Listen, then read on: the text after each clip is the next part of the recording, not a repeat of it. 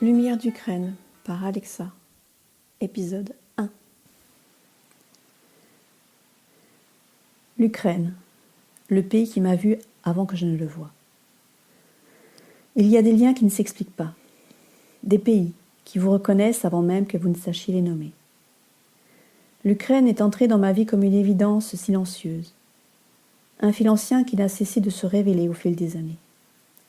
Voici l'histoire intime d'un pays qui m'a vu avant que je ne le voie et qui continue, malgré la guerre, à éclairer ma route. Il y a des pays que l'on choisit, et puis il y a ceux qui vous choisissent. L'Ukraine pour moi n'a jamais été un projet ni un sujet d'étude. C'est un fil qui s'est glissé dans ma vie sans prévenir, un fil discret mais tenace, qui a fini par tisser quelque chose de plus vaste que moi. Je n'ai jamais décidé d'aimer ce pays. C'est arrivé, simplement, silencieusement, comme une évidence trop ancienne pour être expliquée. Pendant longtemps, je n'ai rien su nommer à ce sujet. Je me contentais de ressentir. J'avais 8 ans, un âge où l'on ne comprend pas tout, mais où l'on ressent énormément. À la maison, nous avions un disque de chant traditionnel ukrainien. J'avais été très attirée par la photo de sa pochette. De jeunes femmes portant une vyshyvanka, ses chemises brodées traditionnelles, et arborant une couronne de fleurs. J'aimais écouter ce disque en boucle. Évidemment, je ne comprenais pas un mot de ce qui était dit. Pourtant, quelque chose en moi s'est ouvert, comme si une porte invisible s'était entrebâillée. Un pays totalement étranger et pourtant terriblement familier. Un écho sans origine, un déjà là, sans explication. Avec le recul, je me dis que ce n'était peut-être pas un hasard. Mon grand-père, Alexandre, à qui je dois mon prénom, avait vécu une histoire d'amour avec une Ukrainienne pendant la guerre. À l'époque, j'en ignorais tout. Mais aujourd'hui, je me demande si ce n'était pas déjà une racine de ce qui me lie à ce pays. J'ai longtemps eu l'impression de n'être à ma place nulle part. C'est une sensation difficile à expliquer à ceux qui ne l'ont jamais vécue. Ce n'est pas une douleur franche, mais une sorte de flottement permanent, un léger décalage entre soi et le monde. Comme si tous les autres avançaient sur un chemin balisé et que moi, je marchais à côté, sur un sentier invisible que personne d'autre ne voyait. Je me sentais trop sensible, trop intense, trop lucide parfois, trop ailleurs. Je pouvais m'adapter facilement à tout et à tous, mais nulle part je ne me sentais vraiment chez moi.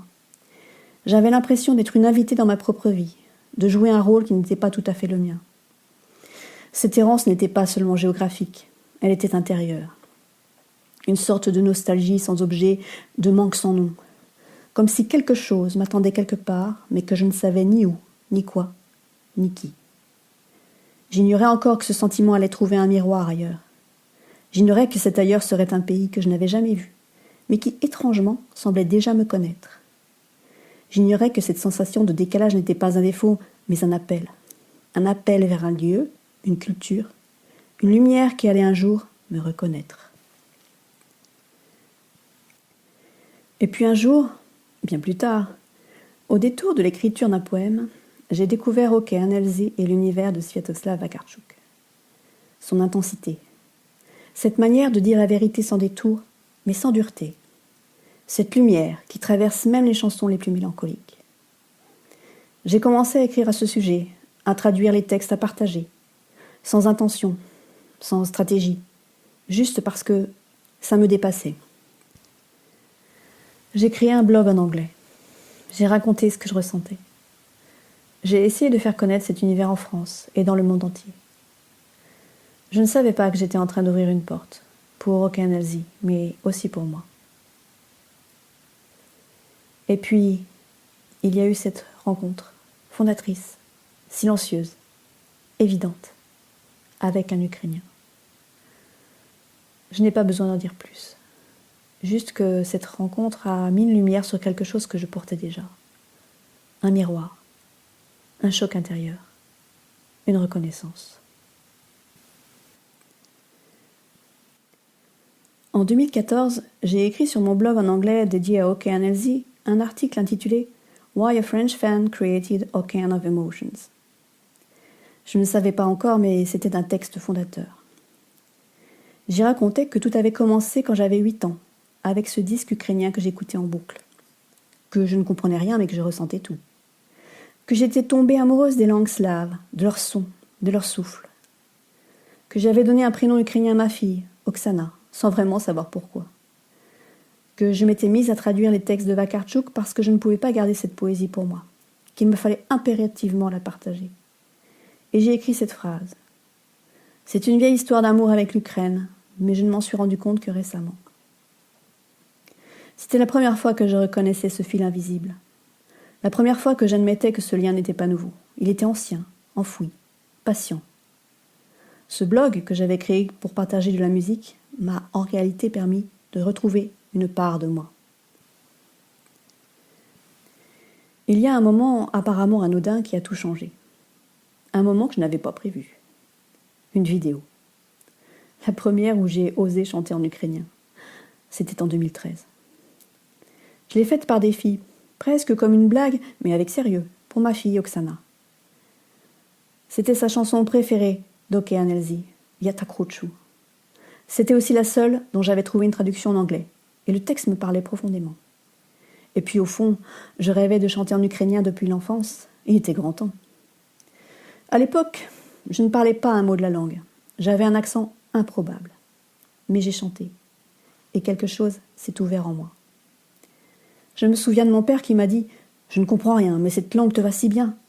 Et cette chanson, elle est écrite pour toi. » Je me souviens des Ukrainiens qui l'ont aimée, de certains qui me disaient l'écouter en boucle. Je me souviens de mon fils, si fier de dire que je chante en ukrainien, partageant la vidéo à toutes ses nouvelles connaissances. Et puis, il y a eu ce moment que je n'oublierai jamais. Mars 2014. La Russie venait d'envahir la Crimée.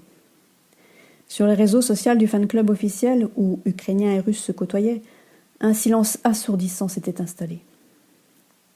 J'ai osé partager cette vidéo, comme une plaisanterie, en m'excusant pour mon accent. Pendant des heures, rien. Puis, soudain, des compliments, des messages chaleureux, des remerciements. Et ce message privé venu d'une Ukrainienne, professeure de langue à Kiev. Votre vidéo nous a ramenés à l'essentiel. Nous réalisons que nous avons plus de points communs que de différences. Vous faites plus pour la paix qu'aucun des politiques de ce monde. J'ai pleuré toutes les larmes de mon corps. Je n'avais fait que ce que je ressentais le plus juste, l'envie de partager la musique, celle qui nous rassemblait là. L'envie aussi d'apporter un peu de légèreté au milieu de toute cette tension que je ressentais, en apportant un peu d'humour avec mon commentaire. Désolée pour mon accent déplorable. En découvrant mes traductions, elle a ajouté « Vous comprenez Vakartchouk mieux que certains Ukrainiens eux-mêmes. C'est évident. Votre âme chemine à côté de la sienne, dans notre pays. Ce jour-là, quelque chose s'est scellé. » Il y a un autre moment, encore plus fort, encore plus fragile, qui est révélateur. Un moment dont je suis fière plus que de n'importe quoi d'autre. À l'époque, j'étais en charge d'Okean Elzy France, le lieu où je partageais en français des informations sur l'actualité du groupe. Une communication officielle assez officieuse, à l'ukrainienne quoi. Je faisais le lien entre les fans francophones et le groupe. Et puis, un jour, j'ai reçu un message. Une petite fille atteinte de cancer rêvait de chanter sur scène avec son idole, Sviatoslav Vakartchouk. Je ne savais pas si c'était possible. Je ne savais même pas si j'avais le droit d'essayer. Mais j'ai tenté. J'ai écrit. J'ai insisté. J'ai espéré. Le soir du concert, je ne savais toujours pas si ça allait se faire. Il y avait en moi une tension presque insoutenable. J'avais l'impression de porter le monde entier dans ma poitrine. Et puis, elle est montée sur scène. Elle a chanté. Avec lui. Avec une force, une lumière, une innocence qui ont traversé toute la salle. Elle a chanté en français ma traduction de cette chanson de Vakartchouk, « Oh, be me ». J'avais l'impression de vivre un rêve éveillé. Je n'ai pas cessé de pleurer pendant toute la durée de ce magnifique duo. Pas des larmes de tristesse, des larmes de vérité, de celles qui lavent quelque chose en vous. Quelques mois plus tard, j'ai appris que cette petite fille était guérie. Aujourd'hui, elle est devenue une magnifique et merveilleuse jeune chanteuse. Et je me dis que si j'ai servi à quelque chose dans ma vie, c'est peut-être à ça. À cette passerelle fragile, mais réelle entre un rêve et sa réalisation. À cette passerelle qui mène à voir triompher la lumière, la vie. Merci encore à Sviatoslav Vakarchuk et à son équipe d'avoir permis à ce moment d'exister. Je ne peux l'oublier. Merci encore d'avoir perçu ce que cela représentait. Merci encore d'avoir ouvert cette porte. C'est aussi ce soir-là que j'ai rencontré Sviatoslav Vakarchuk. Et quelque chose en moi a alors compris que ce pays, cette culture, ces gens, ce n'était pas un hasard. À partir de là, tout a pris une autre dimension. Régulièrement, lors d'échanges toujours curieux et chaleureux, les Ukrainiens finissaient par me dire que mon âme était ukrainienne. Je souriais toujours, un peu gênée, mais surtout très touchée. Car je sentais que ce n'était pas une flatterie, c'était une reconnaissance. Mon travail artistique a lui aussi été accueilli dans ce pays avec une chaleur que je n'avais jamais connue ailleurs. Mes poèmes, mes chansons, mes textes. Et puis cette reprise en français de Dva kolory, deux couleurs, mise en valeur par le ministère des Affaires étrangères en Ukraine. Je n'avais rien demandé, je n'avais rien cherché. J'avais juste suivi un fil. Et ce pays, d'une manière que je ne m'explique toujours pas, m'a alors reconnu. En mars 2026, j'ai lancé Lumière d'Ukraine. Ce projet n'est pas né d'une stratégie, ni d'une ambition, ni d'un plan. Il est né d'une nécessité intérieure, d'un besoin de donner une forme à ce lien qui m'accompagne depuis l'enfance, de lui offrir un espace où il pourrait respirer, s'incarner, se transmettre. Lumière d'Ukraine, c'est un geste de gratitude, de fidélité, de transmission. Un geste pour dire « ce pays m'a donné quelque chose, je veux à ma manière lui rendre un peu de cette lumière ».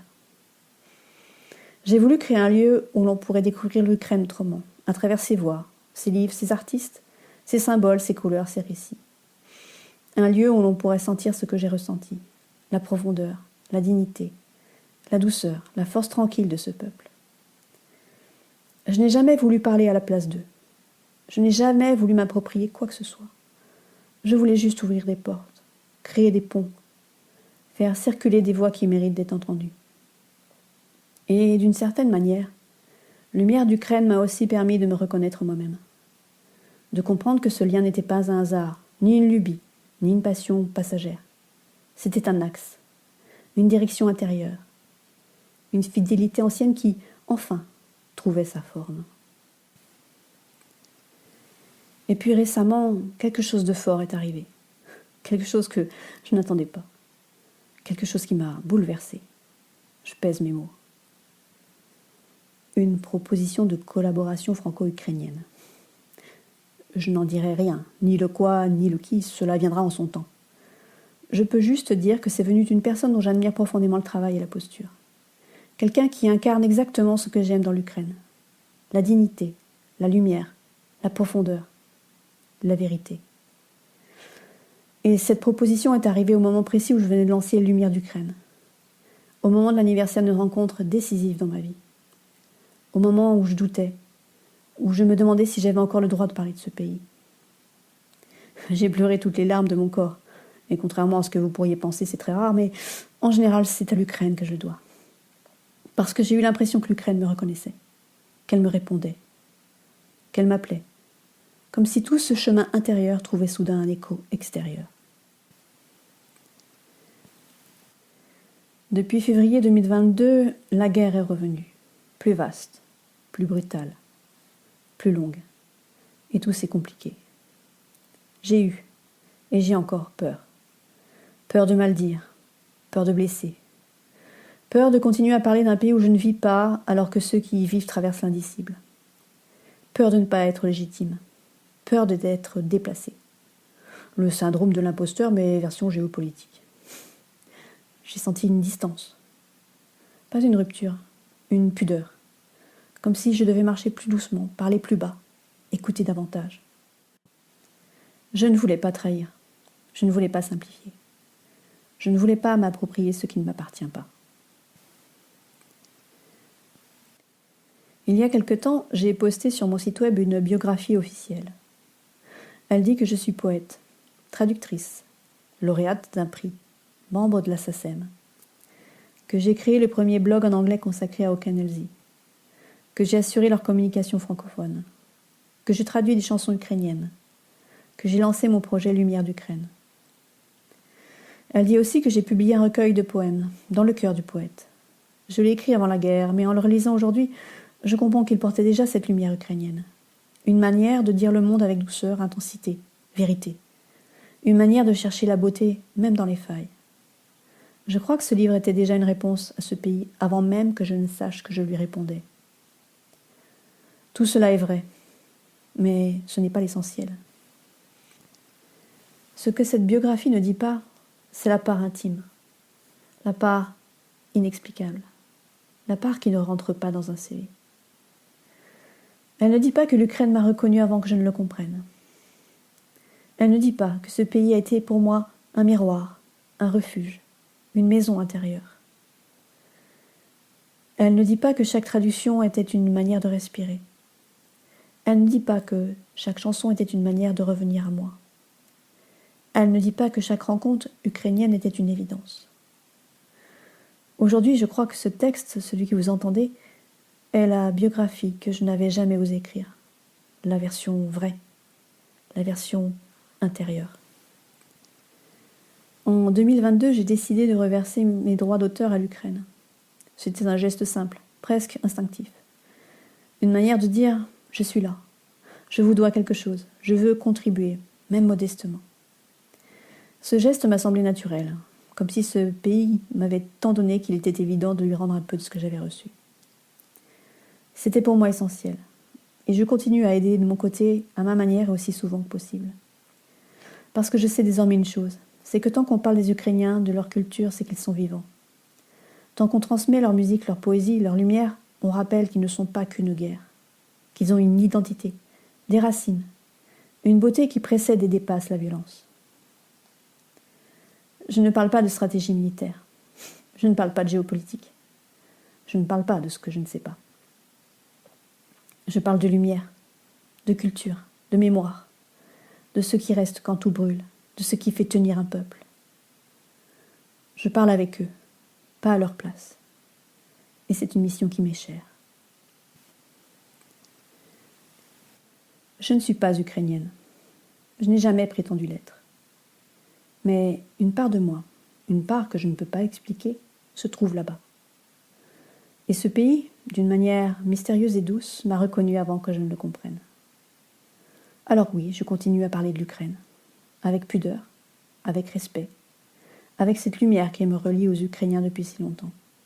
Parce que parfois, ce n'est pas nous qui choisissons un pays, c'est un pays qui nous reconnaît.